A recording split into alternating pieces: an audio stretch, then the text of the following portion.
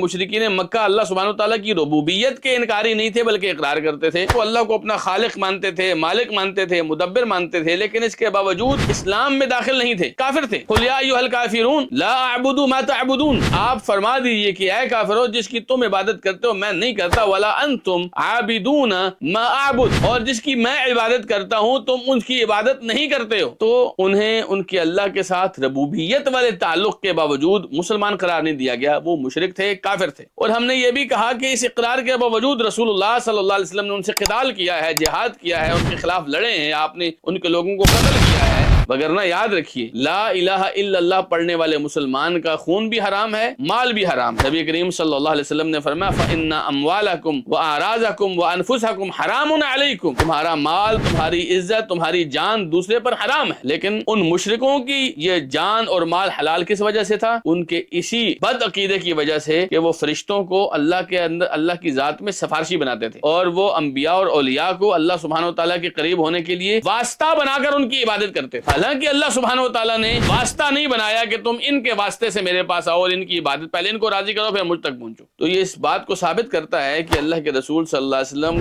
جس دعوت کو لے کر آئے تھے وہ دعوت توحید ربوبیت کے ساتھ کافی نہیں تھی، بلکہ اس میں توحید الوہیت بھی شامل تھی، جسے توحید عبادت ہم نے کہا ہے۔